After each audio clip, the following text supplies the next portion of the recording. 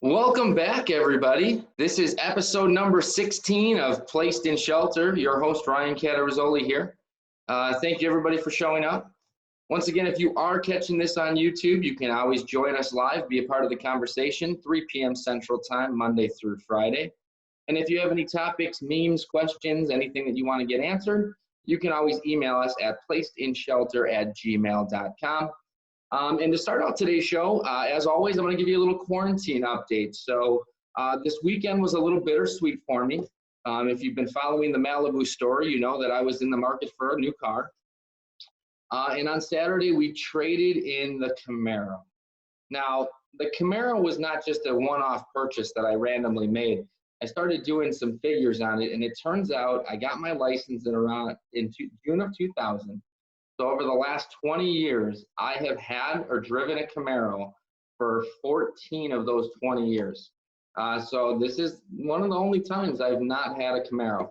But I think I'm growing up a little because instead of putting myself first, we got rid of the Camaro and we now have a pickup truck. So I can put the kids in the back and I also have some utilities. So we did make a decision there.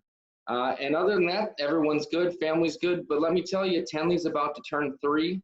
And why is the term terrible twos a thing? Because her twos were phenomenal.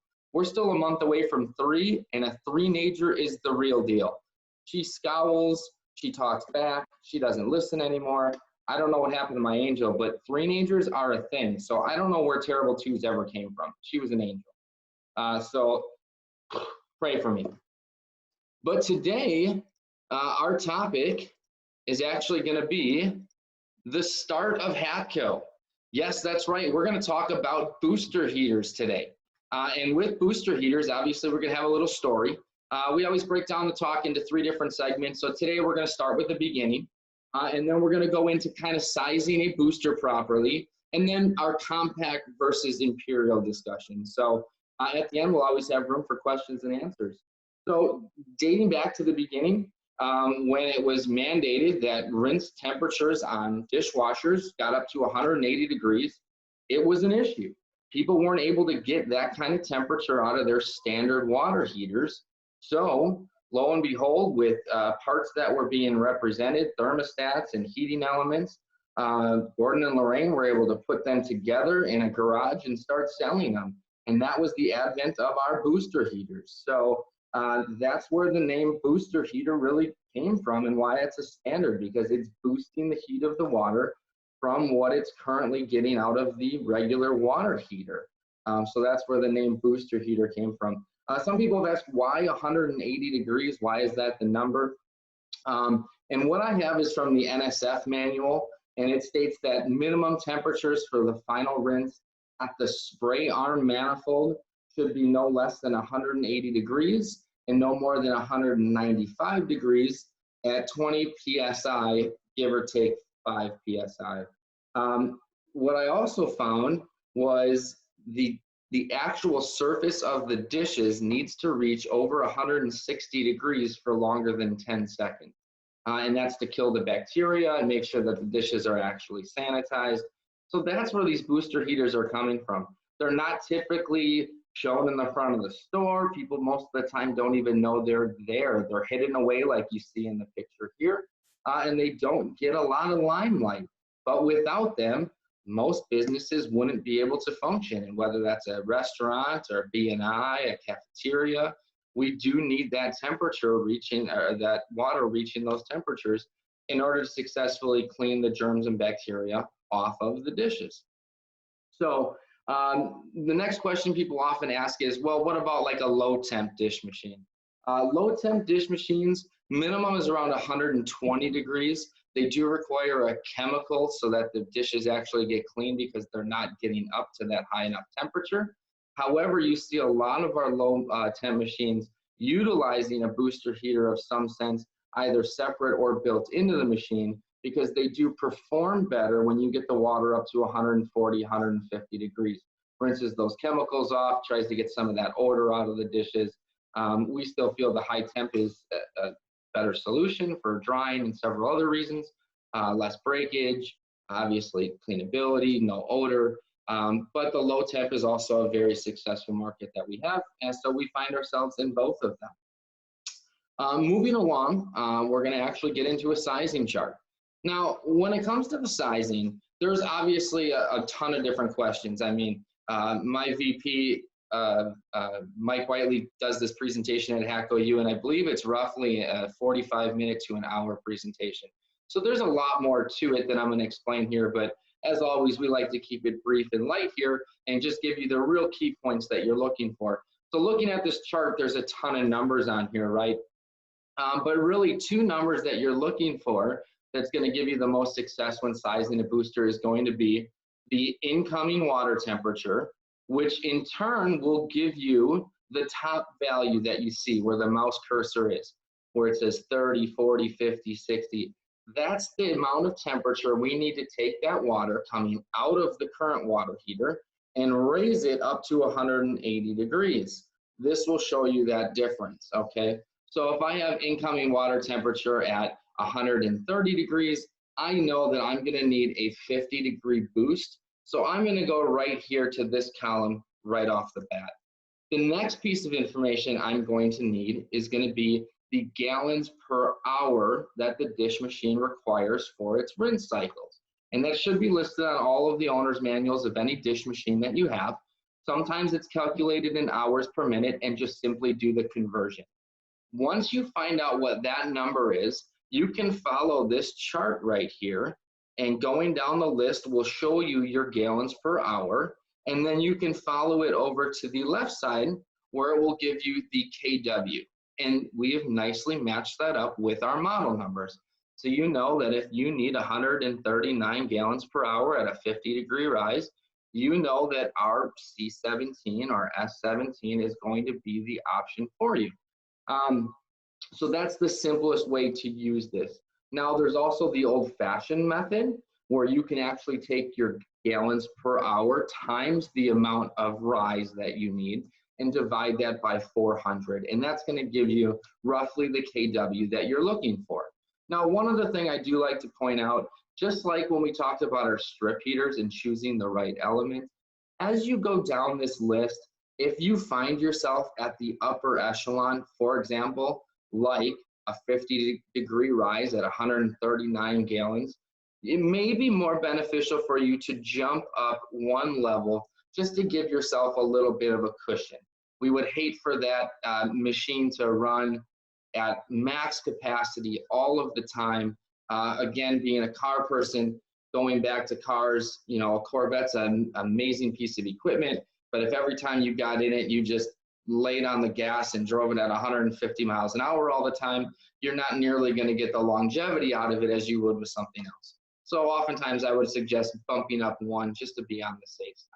However, this chart does hold true, so you could just follow it as it's set right. And then moving on, our last section is going to be our compact versus the Imperial, because you'll notice that the KW ratings are the same, so you could utilize the same piece in either in most instances. Now, few examples I have here of why you would choose an Imperial over a compact. Number one is going to be the size. Your size is the biggest driver right here for two different reasons. Number one, obviously the size of the unit itself. It depends on how much space you have under the dish machine, in the back room. Sometimes the compact is the only option for you. But anything over the 25 kW, you're going to be looking at an Imperial having an advantage if you can find the space for it. Next advantage of an Imperial booster versus a compact is that you're going to have multiple thermostats with step loading for multiple banks of elements. Well, what does that mean? Well, when the compact is running, it's going to be running at full bore every time that it's on and it's requiring water. Whereas with the Imperial having 3 different banks of elements, it may not require all elements to be on at that given time. If the demand on the water coming out isn't necessarily emptying out the tank and it doesn't need a huge amount of recovery, it does not need to be firing all banks of elements, therefore giving you some energy savings. As opposed to the compact where it is running constantly on every time that it needs some temperature rise. When it needs some recovery, it's going to be running full out. Next is the serviceability. Again, with those different banks of elements on the Imperial unit, you can service those much easier than you can on a compact. What we find is the components are more easily accessible. And what we've also found is that the time spent servicing a compact booster heater one time tends to make up for the cost difference of the initial purchase. So right there gives you another added benefit of the serviceability. And then last but not least, you have 16 gallons versus 6 gallons. So again, we start talking about the efficiency. If you have a dish machine that requires a lot of water at one time, that compact may not be able to meet the demands at the initial time that it needs the water. So sometimes you have to go up in compact size so that it can recover more quickly to produce the amount of water needed. So the gallon capacity is also something that we need to look at. And that today is going to wrap up our talk. That's going to be our Booster Heaters 101. Again, you can go in greater depth. We can talk about pairing tandem boosters together when the demand meets it, but perhaps we'll have a more advanced class in the future. But that is going to lead us to our question and answer session. So on the bottom of the screen, you have your chat box. You can go ahead and open that. And if you do have any questions, you can feel free to put them right there. Let's see what we have so far. Yes, I see a bunch of people agreeing with me that 3s are the real 2s, and I would agree with that absolutely, 100%. Let's see, I also have a terrible 12-year-old, so I guess it just never ends, right? Skull, my wife says I'm a terrible 12-year-old. Well, I grew up a lot this weekend. I got rid of my little toy. I might get rid of the Camaro. So, can a booster be used as a pool heater? No, unfortunately not. And with the booster heaters, when you're talking about kind of usable water for a pool and or consuming the water, because of the cast stone lining, you are not going to be able to utilize that booster for water that's going to be consumed either. How about food processing? I believe I just answered that one as well. Anytime that we're talking about food, we do have some options in stainless steel tanks, which we can get into in another conversation. But if you are using one of our standard compact or Imperial booster heaters with the cast stone cement lining, it is not going to be used for food processing. Gene, how much of the temp offset from incoming water do you need to have a booster operate properly? How much of a temp offset? Well, as you can see from the chart there, anywhere from 20 up to 100-degree boost. As you start getting higher than that, if it's below 85-degree water incoming, you will have to size the booster properly. And sometimes those are opportunities where we may need to tandem boosters, where the first booster brings it up to 120, 130, and then the second booster takes it the final length to 180. And at times that's more efficient and it gives you more water throughput as well. What about a MC? Can it be used for potable water? No, he already, I already got that. Fantastic. So that looks like that's going to wrap that up. But don't go anywhere because I have a couple of memes and then I have a special announcement for everybody. So don't leave quite yet. But first, everyone's favorite part, we have memes. Today we have memes coming in from Anne, who's in our advertising department. She's also the magic behind our YouTube videos. She cleans up any mistakes I made, and she also puts nice pictures on there versus the ones I pull off the internet. So this first one, I believe, came from her, and it's today's homeschool lesson, fractions, a quarter, a half, 3/4, and 1. That's an excellent way to learn fractions. This next one came in from Charlene Brennis again, and it says, I hope they give us a 2-week notice before sending us back into the world. I think we all need time to become ourselves again. And by ourselves, I mean lose 10 pounds, cut our hair, and get used to not drinking at 9 a.m. I can second that, but I need a shave as opposed to a haircut. And the last one actually came in from a few people. Jim Young actually sent me this one. And we are just realizing here in Green Bay that our quarterbacks are now A-Rod and J-Lo. So that's a little pop culture reference there for you. And with that, it takes us to the end of the show. Thanks, everybody, again, for showing up. Now, I want to make a special announcement. We are actually on Friday, so this coming Friday. If you're catching this on YouTube, unfortunately, it would have been last Friday, but you'll be able to see this following the week. So this Friday, we are actually going to have some guest appearances from Dave Ralston, Mike Whiteley, and Mark Pumfret. And we're going to do what we like to call Stump the Chumps. So I'm telling you this in advance because what I need from you is to come up with questions that you will be asking our new panel. So those are the kind of questions that if Dave or Mike want to answer on percentage of booster sales and things like that, that would be the time to ask those. We do want to keep the questions pertinent to food service, Hatco related, and then I'll allow them to plead the fifth if there's anything that they're not able to answer on the show.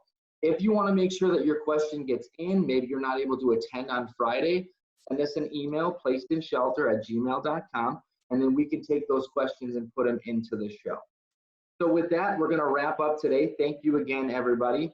If you are watching on YouTube, remember the bell notification will let you know every time we post a new video. And always let us know you're enjoying the content by liking, sharing, and subscribing. Thanks, everybody.